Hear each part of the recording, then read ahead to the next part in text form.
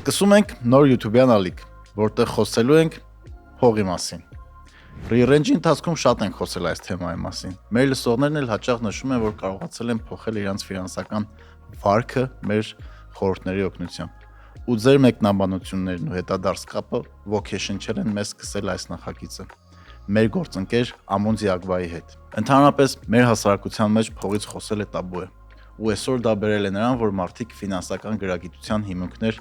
չեն տիրապետում։ Ես էլ անցել եմ այդ ճանապարհը ու սովորել եմ իմ սխալների հիման վրա։ Այստեղ խոսելու ենք փողի բոլոր ասպեկտների մասին։ Խոսելու ենք ներդրումներից, վաստակելու ձևերից, վարքագծի փոփոխություններից, թե ինչպես խնայել, ինչպես ներդնել ու օգտագործել ձեր փողը։ Ու նաև տարբեր գործիքներ, որոնք կօգնեն ձեզ ճիշտ կառավարել ձեր ֆինանսները։ Ունենալու ենք հյուրեր, ովքեր կիսվեն ֆինանսական գրագիտության վերաբերյալ իրենց մասնագիտական գիտելիքներով եւ փորձով։ Կունենանք նաեւ հյուրեր մեր լսողներից, ովքեր կպատմեն իրենց ֆինանսական տրանսֆորմացիայի պատմությունների մասին։ Շատերիս մոտ եղել է ու լինում է, որ ամսվա վերջում աշխատավարձի մինչև վերջին կոպեկը ծախսում ենք ու կապ չունի ինչքան գումար ենք աշխատում։ Պատճառները տարբեր են՝ թանկացումներ, ավելացված ծախսեր, իմպուլսիվ գնումներ եւ այլն։ Բայց խնդիրը կարելի է լուծել, եթե հասկանանք, թե ոնց ենք այդ գումարը ծախսում, որտեղ ենք ծախսում եւ ինչպես ճիշտ կառավարել այն։ Այսինքն ամենակարևորը, որ ֆինանսները լինեն կառավարելի։ Ես իմ շրջապատում ունեմ շատ մարդիկ, ովքեր աշխատելով ոչ մեծ գումար միշտ կարողանում են խնայել։ Ինչ որ մի կետում իրենք հաստատ կհասնեն ֆինանսական անկախության։ Իսկ ի՞նչ է ֆինանսական անկախությունը։ Շատ տարբեր ձևերով կարելի է մեկնաբանել այս տերմինը։ Օրինակ դու ֆինանսապես անկախ ես, եթե կարողանում ես վճարել քո բոլոր ծախսերի համար ու անցնել ֆինանսական դժվար փուլերը առանց վարկ վերցնելու կամ վարկ վերցնելու։ Ֆինանսապես անկախ ես, եթե չես ընկնում պանիկայի մեջ, եթե աշխատավարձդ ուշանում է կամ ժամանակապես կորցրել ես աշխատանքդ։ Դու ֆինանսապես անկախ ես, երբ չես խառնվում իրար անսպասելի ծախսերից։ Մի շատ կարևոր բան է։ Եկամուտը ձեռք է բերվում աշխատանքի միջոցով, իսկ հարստությունն ու ֆինանսական անկախությունը ձևավորվում են խնայողությունների եւ ներդրումների միջոցով։ Այս էպիզոդում խոսելու ենք ֆինանսական գրագիտության եւ ֆինանսական անկախության հասնելու ամենաառաջին կետի մասին՝ բյուջետավորման մասին, որ հասկանանք, թե ինչքան ենք ծախսում, որտեղ ենք ծախսում ու արդյոք պետք է ինչ-որ բան փոխել, թե ոչ։ Խոսելու ենք առանց բարդ աղյուսակների եւ ձանձրալի դասախոսությունների։ Միայն փորձված գործնական քայլեր, որոնք ես ու իմ ընկերներից շատերը օգտագործել ենք ու որոնք օգնել են մեզ ավելի հստակ հասկանալ ինչ ենք ծախսում ու ոնց։ Բյուջե կազմելու գաղափարը Հայաստանում դեռ նոր է։ Խորհրդային տարիներին անհատական ֆինանսներ գրեթե չկային։ Աշխատավարձները, գները, ծախսերը բավականին կանխատեսելի էին։ Այսօր ամեն ինչ փոխվել է, եթե չտնօրինեք ձեր գումարը, այն կանհետանա այնպես, կարծես չէր եղել։ Աշխարհի լավագույն ուղեղները մարքեթինգի, պահելաձևի ու տնտեսության տարբեր ոլորտներում աշխատում են նրա վրա, որ դուք ձեր գումարը ծախսեք ապրանքների վրա, որոնք շատ անգամ ձեզ պետք չեն։ Ոնց որ հայտնի Fight Club ֆիլմում է ասվում, Բայցովսկի կլուբում մենք ծախսում ենք գումարներ, որոնք չունենք, ապրանքների վրա, որոնք մեզ պետք չեն, որ զարմացնենք մարդկանց, որոնց այդքան էլ չենք սիրում։ Այս մի արտահայտությունը ցույց է տալիս մարդկանց մեծամասնության ամենօրյա ֆինանսական սխալները, ու դրա միջով անցնում ենք բոլորս։ Հոգեբանության մեջ կա մի տերմին՝ scarcity effect, երբ ինչ-որ բան ներկայացվում է որպես սահմանափակ քանակով կամ վերջին օրերն է, ուղեղը սկսում է գործել լրիվ այլ ձևով։ Մտածում ենք, եթե հիմա չգնենք, ինչ-որ բան կորցնելու ես։ Սա մարքեթինգի ամենաուժեղ գործիքներից մեկն է, ու մենք հաճախ դրա զոհն ենք դառնում։ Կամ հիմա շատ քննարկվող FOMO-ն, fear of missing out, որը ստիպում է մտածել, որ ինչ-որ բանից դու հետ ես մնում, ու պետք է ինչ-որ բաներ գնելով, ինչ-որ տեղեր գնալով լրացնես։ Լավ օրինակ է iPhone-ը, որ հին մոդելը դեռ շատ լավ աշխատում է, բայց նոր մոդելը դուրս է գալի ու քեզ անպայման պետք է նոր մոդելը, որպեսզի զարմացնես ընկերներիդ կամ ինչ-որ քո գործընկերներին կամ անծանոթներին։ Կոնսյումերիզմը կապիտալիզմի հիմքերից մեկն է, բայց այդ ամեն ինչը կարող վերածվի կախվածության ու դառնա անկառավարելի, ինչը բերելու է ձեզ ոչ թե ֆինանսական անկախության, այլ պարտքերի ու անհասկանալի ապրանքների, որոնք ժամանակի ընթացքում դառնալու են անպետք ու բոլորս մոռանալու ենք, թե ինչ ենք դա առել ընդհանրապես։ Օրինակ, պատկերացրեք, սկսում եք բիզնես ու չգիտեք ձեր բիզնեսի գնումներն ուր են գնում, ձեռք եք բերում բաներ, որոնք ձեզ պետք չեն, ընդհանրապես բնականաբար այդ բիզնեսը երկար կյանք չունենա։ Նույնն էլ անհատական մակարդակում։ Պետք է հասկանալ ուր են գնում գնումները ու ինչ նպատակ ունես ու ինչքան գումար պետք է ծախսես այդ նպատակի համար։ Ինչու է բյուջե կազմելը կարևոր։ Սկսենք ստեղից։ Բյուջեն ոչ թե սահմանափակումների, այլ ազատությունների մասին է։ Ազատություն ծախսելու առանց մեղքի զգացումի։ Այսինքն, եթե քո սիրելի պրոդուկտների վրա ուզում ես ծախսել X գումարը, ծախսիր ու մի փոշմանի հետո, բայց դա պետք է արդարացված լինի։ Օրինակ իմ համար կա ծախսերի մի մեծ կտոր, որը սպորտն է։ Սպորտի վրա ես գումար չեմ խնայում, որովհետև դրանից իմ կյանքի որակը լավանում է, ես ինձ երջանիկ եմ զգում։ Ես առանց խղճի խայթի ինձ կարամ գնեմ նոր վազքի, չգիտեմ, կոշիկներ կամ այն ինչ որ ինձ անհրաժեշտ է։ Ու այդ չի դառնում ֆինանսական ծանրություն ու առաջացնում մեղքի զգացում։ Ու սա շատ անհատական է։ Եթե օրինակ դուք ուզում եք ծախսել մեծ գումար ռեստորանների վրա, գնացեք ու արեք, բայց պլանավորեք այդ գումարը, որ հետո չունենաք մեղքի զգացում, թե չի ամբողջ գումարը մենակ ռեստորանների վրա ծախսեցիք։ Ազատություն պլանավորելու ապագան, այսինքն ապագան դուք եք պլանավորում, այլ ոչ թե պահի ցանկությունը կամ Instagram-ի ինչ-որ հերթական տրենդ։ Դուք եք պլանավորում որտեղ եւ ինչքան եք ծախսելու։ Օրինակ անցված սկզբին պլանավորել եք, որ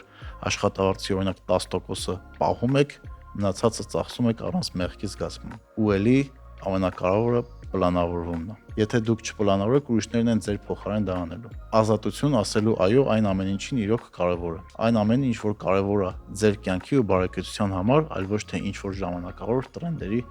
արդյունքը։ Եթե բյուջե չեք կազմել, շատ հեշտ է ունենալ գերծախսեր, կուտակել պարքեր, մնալ առանց խնայողությունների, որովհետև չգիտես որտեղ, ինչքան պետք է ծախսես։ Այդ պահին քեզ կառավարում է տրամադրությունը։ Նորից եմ կրկնում, որ աշխարհի լավագույն մասնագետները աշխատում են հենց նրա վրա, որ դուք տրամադրության ու պահի ազդեցության տակ անեք գնումներ։ Նրանք ստանում են աշխատավարձներ, որ անեն նենց, որ դուք ավելի շատ ծախսեք։ Ցույց են տալիս ձեզ մի կյանք, որը ցանկանաք ունենալ, բայց դուք ստանում եք ոչ թե այդ կյանքը,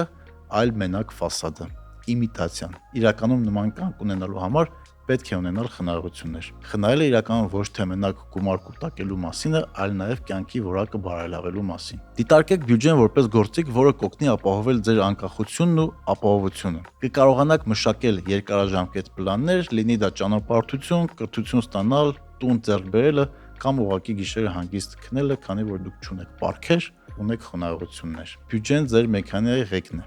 որ թույլ է տալիս որոշել ինչ ուղղությամբ եք շարժվելու։ Հիմա դեռ խոսենք ինչպես կազմել բյուջե մի քանի պարզ քայլերով։ Քայլ 1. Հետևեք եկամուտներին։ Մինչև անցնելը բյուջե կազմելու նախ պետք է հասկանալ, թե որքան է ձեր եկամուտը, այսինքն ինչքան գումար եք ստանում։ Ոչ բոլորն են, որ ստանում են ֆիքսված եկամուտ, աշխատավարձ։ Համոզված եմ մեզ լսողներից շատերը ֆրիլանսերներ են, ծրագրավորներ են կամ այլ մասնագետներ, որոնք ունեն մեկից ավելի եկամուտի աղբյուր։ Ու այդ իրականում շատ լավ է։ Բայց պետք է սկսել հաշվելուց, թե ամսական ինչքան գումար եք ստանում։ Իսկ եթե ամսական չեք ստանում, այլ պրոյեկտից պրոյեկտ, փորձեք հասկանալ տարեկան միջինը եւ բաժանեք 12 ամիսների վրա, որպեսզի հասկանաք ամեն ամիս ինչքան փող եք ունենալու։ Եկամուտի աղբյուրները կարող են լինել տարբեր։ Օրինակ, աշխատավարձ, ամենատարածված ու կանոն աղբյուրն է։ Ֆրիլանս կամ հավելյալ աշխատանքից ստացվող եկամուտ։ Արտերկրից ուղարկված գումար, ինչը շատ հաճախ է հանդիպում Հայաստանում։ Եթե նոր եք սկսել կարիերան, քիչ գումար եք վաստակում, նորմալ է, որ հարազատները ձոզոքն են, բայց փորձեք ժամանակի ընթացքում դրանից ազատվել ու վաստակել ինքնուրույն։ Պասիվ եկամուտի աղբյուրներ, ներդրումներ, պարտատոմսեր, վարձակալությամբ տրված բնակարան կամ տարածք։ Այս թեմային շատ ավելի մանրամասն կանդրադառնանք առանձին էպիզոդով։ Կխոսենք ինչպես անել ներդրումներ ու ունենալ բազմաղբյուր եկամուտ։ Շատ կարևոր է տարբերել gross կամ զուտ աշխատավարձը, այսպես կոչված կեղտոտ աշխատավարձը եւ նետը, բոլորից ավելի հայտնի որպես մաքուր աշխատավարձը։ Gross այն աշխատավարձը, ինչ խոստանում է գործատուն։ Մաքուրը այն է, ինչ իրականում մնում է մեզ հարկերից հետո։ Երբ որ գիտեք մաքուր եւ gross-ը, ու դրանց տարբերությամբ կարող եք հասկանալ ինչքան հարկ եք դուք վճարում։ Բյուջեն միշտ կազմեք մաքուր թվերի հիման վրա, որովհետև հարկերը ձերը չեն, հարկերը պետությանն են։ Եթե չտաք էլ մի օր կգան հարկերի հետևից։ Օրինակ, եթե աշխատանքի դիմաց ստանում եք մաքուր 250,000 դրամ, հավելյալ 50,000 դրամ մասնավոր դասավանդումից, ապա ձեր ամսական եկամուտը կազմում է 300,000 դրամ։ Ահա այս թվով պետք է աշխատել։ Թվում է թե պարզ է եկամուտը հաշվելը, բայց շատ չեն կանում։ Այս մասը նայելուց իրոք քմծիծաղ մի տվեք ու մտածեք, նայեք, դուք իրոք դա արել եք թե չէ։ Եթե ձեր եկամուտների միակ աղբյուրը աշխատավարձն է, ամեն ինչ շատ պարզ է ու հաշվարկների կարիք չկա։ Հասկացանք որքան եկամուտ ունենք եւ որտեղից է այն գալիս։ Քայլ 2. Հետևեք ծախսերին։ Հիմա պետք է ողջել, թե ուր է գնում փողը, ինչի վրա ինչքան ենք ծախսում։ Դրա համար ծախսերը պետք է բաժանել 3 խմբերի։ Ֆիքսված ծախսեր, վարձեր, կոմունալներ, ինտերնետ եւ այլն։ Նման ծախսերը ամսվա կտրվածքով հաճախ չեն փոխվում։ Ու այս շարքին կարող ենք ավելացնել նաև հիպոթեկն ու վարկերը։ Դրանք էլ պարտադիր ծախսեր են։ Ու եթե դուք եք այն բարեկամը, որ հարազատներին գումարը ուղարկում ամեն ամիս, դա էլ նշեք որպես ֆիքսված ծախս։ Փոխվող ծախսեր՝ սնունդ, տրանսպորտ, զվարճանքներ։ Այս խմբի ծախսերը կարող են հաճախ տատանվել կախված ձեր ցանկությունից ու որոշումներից։ Պարբերական ծախսեր՝ ծննդյան տարեդարձներ, մեքենայի սպասարկում, բուժօգնություն եւ այլն։ Սրանք ամսական ծախսեր չեն, բայց պետք է պլանավոր, որովհետեւ մեկը ամեն 10,000 կիլոմետր մեկ մեքենայի յուղը պետք է փոխել ու ցանկալի է տարին մեկ գնալ բուժզնման։ Դե ընկերների ու հարազատների ծնունդներն էլ ամեն տարի պարտադիր գալիս են։ Այդ ծախսերն էլ հաշվի առեք։ Ինչու ենք ծախսերը բաժանում խմբերի, որ կարողանանք տեսնել օրինաչափությունները եւ հասկանալ որտեղ են գերծախս տալիս ու որտեղ կարող ենք խնայել։ Օրինակ ես երբ որ սկսեցի գրել իմ ծախսերը, հասկացա, որ անիմալ շատ փող եմ ծախսում դրսում սնվելու վրա։ Սկսեցի դա չանել ու ամեն ամիս կլորի գումար կարողացա խնայել դրա վրա։ Դե որպես բոնուս էլ նիհարեցի ու ոչ թե նրա համար որ չէի սնվում, այլ որովհետև սկսեցի սնվել տնական նորմալ սնունդ։ Հասկանում եմ, որ շատերի համար սա տարբերակ չէ։ Այստեղ շատ կարևոր է որ հասկանալ, որ այն ինչ որ աշխատում է մեկի համար, մյուսի համար կարող է բարձրազակ չաշխատել։ Օրինակ դուք հնարավոր է որ շատ գումար եք ծախսում ինչ որ ծրագրերի, subscription-ների վրա ու թվում է թե փոքր գումար է, բայց դա էլ կարող է կուտակվել։ Օրինակ Ամերիկայում միջինում մեկ մարդը տարեկան ծրագրերի այդ բաժանորդագրությունների վրա ծախսում է $720 ու մեծամասնությունից ընդհանրապես չի օգտվում։ Մենակ դրա վրա ուշադրություն դարձնելով կկարողանաք նաև այդտեղ գումար խնայել, եթե ինչ-որ ծրագրեր կան, կամ վիդեո սերվիսներ, Netflix ու մնացածը, որոնք եթե չեք օգտագործում, անջատեք։ Ֆինանսական վիճակը բոլորիս մոտ տարբեր է։ Ամեն մեկս պետք է ունենանք մեր աքսիոմներն ու կանոնները, որոնք օգնեն մեզ ճիշտ պլանավորել մեր բյուջեն։ Փողի հետ հարաբերությունները շատ անձնական են։ Մեկի համար խնայողություն է ամերիկանոյից հրաժարվելը, մյուսի համար նոր մեքենա չգնելը։ Բայց փողը իրականում միայն թվեր չեն։ Դա նաև էմոցիաներ են, ընտրություններ են։ Հենց դրա համար էլ հաճախ ասում են ֆինանսական կրթվածությունը միայն մաթեմատիկա չէ, դա նաև հոգեբանություն է։ Այդ թեմայով շատ լավ գիրք կա, կոչվում է Psychology of Money, որի մասին առանձին էպիզոդով կզրուցենք, կպատմենք, կխորանանք։ Գրքի մեջ բոլոր այս թեմաները շատ խորքային ուսումնասիրվում է եւ հենց փողի հոգեբանությունը եւ ինչի ամեն մեկից մոտ դա կարող լինի տարբեր։ Իսկ ինչպես հետևեք ծախսերին։ Մեթոդները տարբեր են։ Ավանդական թուղթուգրիչով, օրինակ, որը ամենաժամանակատար ու բարդն է, բայց դա ավելի լավ է, քան ընդհանրապես ոչինչ չանելու։ Excel-ով կամ Google Sheets-ով, որը օրվա վերջում կարող եք բացել, գրեք ձեր ծախսերը, կարող եք նաև տարբեր ֆորմուլաներ դնել, որը ձեր կյանքը ահագին կհեշտացնի։ Իսկ եթե բոլոր վճարումները կատարում եք բանկային քարտով, ձեր բանկային ծրագիրը ամենայն հավանականությամբ ունի քաղվածք, որտեղ կարող եք տեսնել ձեր ծախսերը, կարող եք այդ քաղվածքը հանեք, էքսպորտ անեք եւ նույն Excel-ի կամ Google Sheets-ի մեջ ուսումնասիրեք։ Կան նաև հավելվածներ, որոնք նախատեսված են բյուջե կազմելու համար, դրանք կարող են նաև կնցվել բանկային հաշիվներին եւ այնտեղից ավտոմատ հանել ձեր ծախսերը։ Հայաստանում այդ ֆունկցիոնալը դեռ գոյություն չունի, բայց հուսով եմ ապագայում կլինի։ Օրինակ ես օգտագործում եմ Spend-ի ծրագիրը, որը շատ սիրուն գրաֆիկներով ու կատեգորիաներով ցույց է տալիս բոլոր ծախսերս։ Ծրագրում կարող եք ձեր կատեգորիաներն ավելացնել եւ հետեւել բոլոր ծախսերին։ Կարող եք նաեւ մի քանի գործիք միաժամանակ օգտագործել։ Օրինակ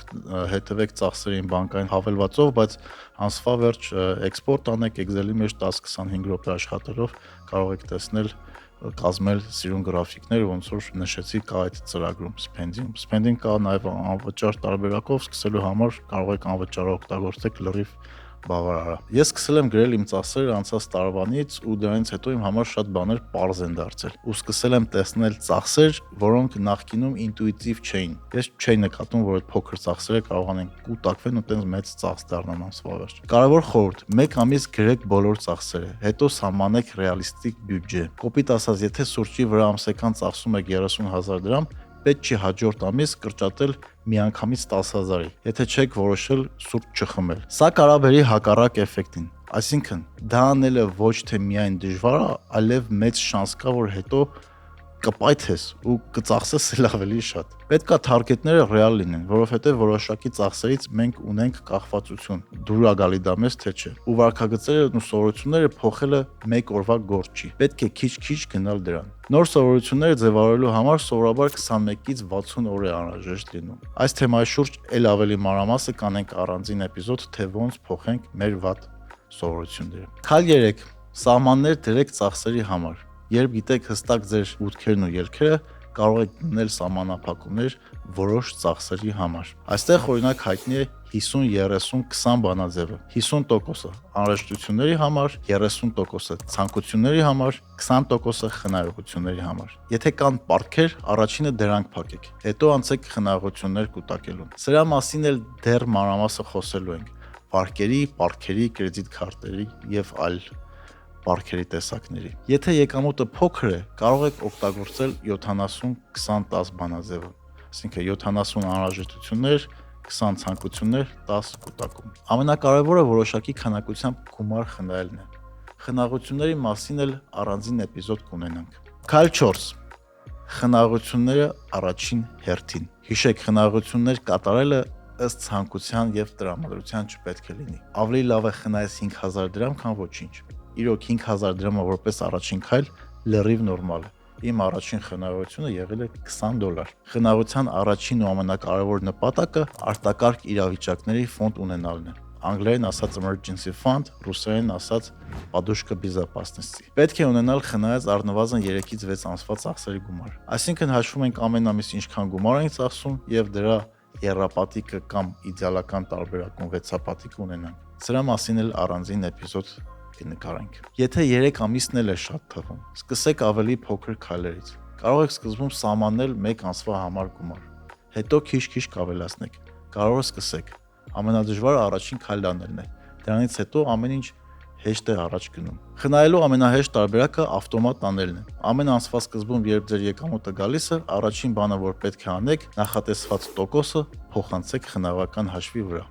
ու մոռանաք այդ գումարի մասին։ Այսինքն պետք է շարժվեք առաջինը վճարիր ինքդ քեզ սկզբունքով։ Հետո ձեր ապագա եսը շնորհակալություն կհայտնի ձեզ։ Հայտնի ասացված կա։ Հաճախ հանդիպող սխալներ եւ ինչպես խուսափել դրանցից։ Սխալվել կարող ենք նույնիսկ եթե ունենք սահմանված բյուջե։ Ես բոլոր սխալներս ինքս արել եմ ու դրանց վրա սովորել։ Չենք հետևում փոքր ծախսերին։ Սուրճ դրսում, տաքսի, լանչ, հաշվի չենք առնում ինֆլյացիան եւ կյանքի թանկացումը։ Հատկապես COVID-ից հետո ինձ թվում է բոլորս է նկատել ենք, թե ինչքան է թանկացել կյանքը։ Պետք է հաշվի առնել, որ թանկացման process-ը երբեք կանգ չի առնում։ Այսօրվա 20000 դրամը վաղը նույն արժեքը չի ունենալու։ Ու գումարը տանը մատրասի տակ դնել չի օգնի։ Գումարը պետք է աշխատի ու աշխատի հենց ձեզ համար։ Կատարում ենք էմոցիոնալ գնումներ։ Տրամադրությունը բարձրացնող գնումները հաճախ վատ են անդրադառնում մեր գրպանի վրա։ Աշխատանքի վարում ծանր օրեք ունեցել, դուրս եք գալիս ու մի հատ էմոցիոնալ գնում անում։ Այդ բանը ուրախանում եք, բայց հետո սկսում է մեղքի զգացումը։ Բոլորիս մոտ է լինում է։ Կարևոր է հասկացեք ինչու եք դա անում եւ փորձեք չանել։ Թվում է շատ հեշտ, բայց իրականում շատ դժվար է։ Բոլորս էլ իրոք դա միշտ անում ենք, բայց պետք է դրանից խուսափել։ Ու մի կարևոր կետ էլ, եթե ամուսնացած եք, ունեք ընտանիք, ցանկալի է ունենալ ընդհանուր բյուջե։ Պետք է նախորդ քննարկել ուր ու ոնց եք ծախսում։ Սա օգնի խուսափել անհասկանալի ֆինանսական այդ մանր վեճերից, որը հաճախ հանդիպում են ընտանիքներում։ Շատ չի նշանակում ամեն ծախսի համար պետք է իրար, ասենց ասած, աչոտ տակ։ Կարևորը նախարարող պայմանավորվելն է, թե ուր եք ծախսում ու ոնց եք ծախսում։ Եթե կանոնները հստակ չեն, շատ հաճախ առաջանում են մանր վեճեր։ Փոքրանշան թվացող թեմաները ժամանակի ընթացքում կարող են դառնալ լուրջ խնդիրների պատճառ։ Նաև բյուջե կազմելուց շատ կարևոր է հաշվի առնել լոկալ ավանդույթները։ Մենք հայերս ունենք մեր յուրահատուկ ֆինանսական ավանդույթները, որոնք էլ պետք է իրական հաշվի առնել։ Մենք դեռ շատ ենք օգտագործում կանխիկ գումար։ Սա նորմալ է, բայց պետք է ավելի ուշադիր հետևել, քանի որ հեշտ է կորցնել հաշիվը։ Բայց մյուս կողմից էլ հոգեբանական պահ կա, քեշից ավելի դժվար ենք հրաժարվում, քան քարտով վճարելիս։ Կրեդիտ քարտով շատ ավելի հեշտ է ծախսել։ Հաճախ քարտով ծախսվող գումարը չենք ընկալում, որ մեզանից է գնում։ Այստեղ շատ հեշտ է կատարել էմոցիոնալ գնումներ։ Նախապես պլանավորենք սեզոնային ծախսերը։ Մենք ունենք տոներ, որ հատկապես ճոխ ենք նշում։ օրինակ նոր տարին, բայց այս հարցում մենք յուրահատուկ չենք։ Օրինակ ԱՄՆ-ում շատ ճոխ նշում են Christmas, իրար նվերներ են առնում, այդ նվերները առնելու համար շատ ամերիկացիներ օգտվում են իրենց կրեդիտ քարտերից եւ հաջորդ տարի մինչեւ նոր Christmas այդ պարքերը փակում են ու շատ անգամ նաեւ բողոքում են, որ չեն հասցրել այդ պարքերը 1 տարվա ընթացքում փակել։ Օգոստոսի վերջին էլ պատրաստվում ենք սեպտեմբերի 1-ին, որը էլի զգալի ծախսեր են։ Սրանք կանխատեսելի, բայց մեծ ծախսեր են, որը պետք է անպայման նախորդ պլանավորել, որ կարիք չլինի վերցնել վարկ, հետո ամբողջ տարի տոկոս տալ։ Կարճ գործողությունների պլան։ Հիմա փորձենք ամփոփեք, թե ինչ խոսեցինք։ Հետևում ենք եկամուտներին, հետևում ենք ծախսերին, դնում ենք սահմանափակումներ, խնայում ենք առաջին հերթին։ Այս ամենը ինչ քննարկեցինք, փորձեք 1 ամիս անել, հասկացեք իրական պատկերը։ Փորձեք հասկանալ ինչի վրա եք ծախսում եւ որտեղ կարող եք խնայել, որպեսզի ամսական թեկուզ 5000 դրամ կարողանաք խնայել։ Ու կտեսնեք, թե ինչ հաճելի զգացողություն է, երբ ամսվա վերջում հաշվիդ վրա կա գումար։ Իսկ եթե այդ գումարը ներդնեք ավանդի տեսքով օրինակ, այն աստիճանաբար կավելանա։ Սկզբում քիչ, բայց ժամանակի ընթացքում կավելանա բարդ կուտակման տոկոսի շնորհիվ։ Առաջին էպիզոդի համար այսքանը։ Եթե ունեք հարցեր կամ կցանկանաք փողի մասին այլ թեմաներին անդրադառնանք, խորանանք, ուրեր կանչենք, գրեք մեկնաբանություններում։ Սկսենք ֆինանսական գրագիտության ճանապարհը միասին, ինչը կբերի մեզ ֆինանսական անկախության եւ շատ այլ հնարավորությունների համար դռներ կբացի։ Շնորհակալություն, այսօր այսքանը։